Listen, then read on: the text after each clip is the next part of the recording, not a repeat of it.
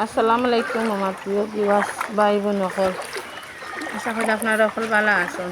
তো আমরা তো আর বেশ ভালো না, দেখতে পারাই বন্যার পানিতে আমরা কীরকম অবস্থা। তো সবে আমরা সিলেটবাসীর লাগি দোয়া করবা যাতে আমরা ভালো থাকি। আর কোথাও ভালো থাকতাম, দেখতে পাররা অনেকের এটা বাড়ি ঘরিটা পানির নিচে অনেক কষ্টে মানুষের জীবনযাপন করবা। তো যেহেতু আমারও ঘরে আছে পানি ভর্তি, মানে তো বাচ্চাদেরকে নিয়ে মানে রোয়া খাওয়াটা অনেকটা কষ্ট করে যারারই। আর সময় সময় কিন্তু পানির পরিমাণটা এত বেশি বাড়ে এটা বলার বাইরে। তো এটা আমি কিন্তু রাস্তা বায়ু আটি আর আপনাদের লগে একটু শেয়ার করলাম।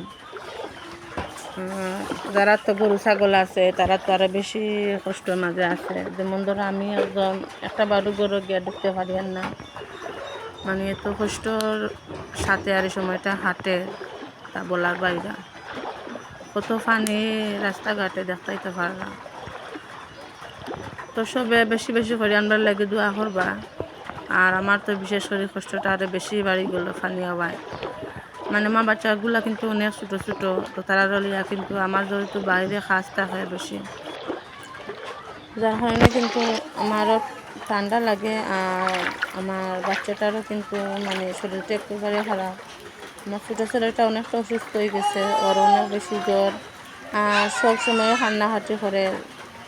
তো আসলে মনটা একবারেই ভালো না, তারপরেও একটু শেয়ার করলাম আপনাদের লগে। আর এই যে টিপটিপ বৃষ্টিটা কিন্তু সব সময় আছে, দিন রাত আছে। আর আপনাদের লাগে কিন্তু আজকে আমি কোনো কাম শেয়ার করতে পারছি না, যা পারছি একটু একটু শেয়ার করলাম। আর এটা কিন্তু আমার কালকের ভিডিও আছে, কালকের কিন্তু পানির পরিমাণটা একটু কম আছে।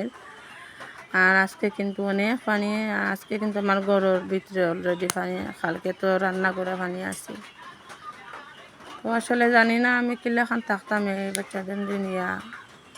আর এলাখান বন্যা কোনো দিনই হয়েছে না, পানি আইছে, তবে আমরা ঘরের ভিতরে এরকম পানি ঢুকছে না। তো বর্তমানে কিন্তু পরিস্থিতিটা অনেকটাই খারাপ।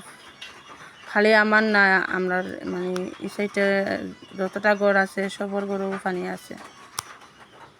তো আমরা সিলেটবাসীর লাগি সবে বেশি বেশি করে দোয়া করবা, কারণ খালি আমি না, অনেকে অনেক কষ্ট মাঝে আছে, অনেকের বাড়িঘর একবারে ডুবাই।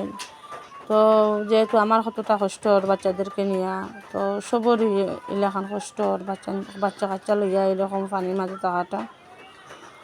দেখতে পারাই তো কীরকম পানি, তারপরে এইরকম পানির মাঝে বাইরে কাজ কাম করা কিন্তু অনেক কষ্ট হয়ে যায়।